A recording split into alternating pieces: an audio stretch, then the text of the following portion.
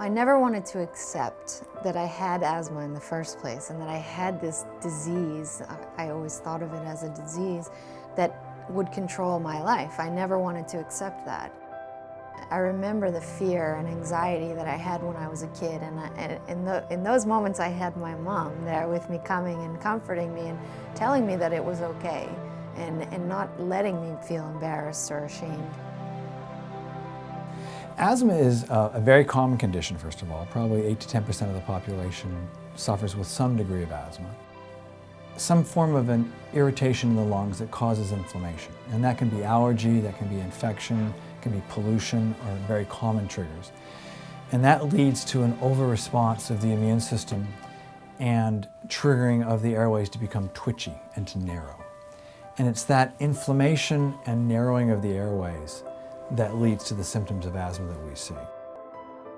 I went many years without any symptoms of asthma, and I thought that I had beat it.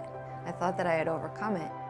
But when it did come back again, when I was in my late 20s, when I was in this middle of pursuing this Olympic dream, it was really scary again, and it really, it did affect my confidence and my ability to believe in myself. And when you can't get the oxygen that you need to perform for 3 hours in your max effort, you can't compete against the other ones.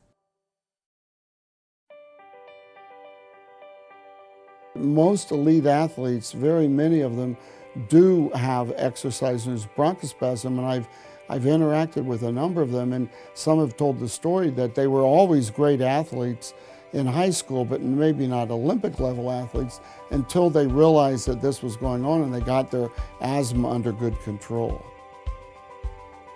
In the middle of my training test in the Olympic Training Center, preparing for my Olympic dreams as part of the US national team, and I remember I started coughing and I got very, very sick, and I ended up going home, being sent home from the camp. So again, I felt like I had failed the training camp, and that it was because of my asthma.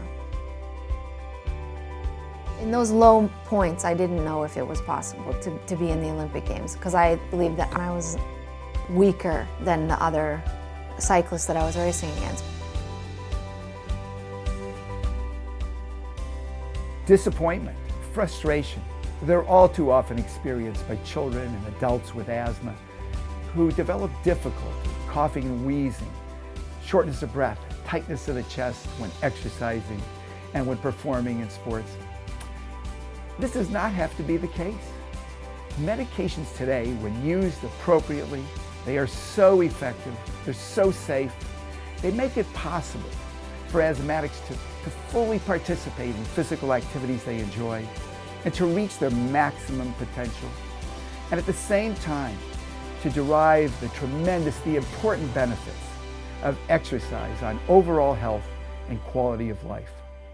I needed to find a solution and how I was going to be able to continue training. The US Olympic Committee referred me to the Asthma and Allergy Associates of Northern California, and they figured out my disease and helped me understand it and learn to manage it. I believe that the doctors here were able to recognize that I don't need to be at 90%. I need to be at 120%, because that's where the people that I'm competing against are at. Elite athletes are able to push themselves further than the rest of us. They're physiologically able to take deeper breaths, their hearts have bigger strokes.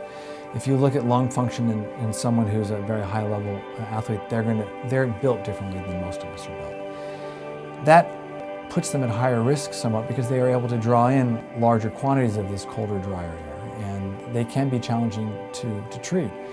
I have reached the highest level of the sport in my sport, and I had asthma, and it didn't keep me from doing that, and nobody has to let it keep them from doing what they want.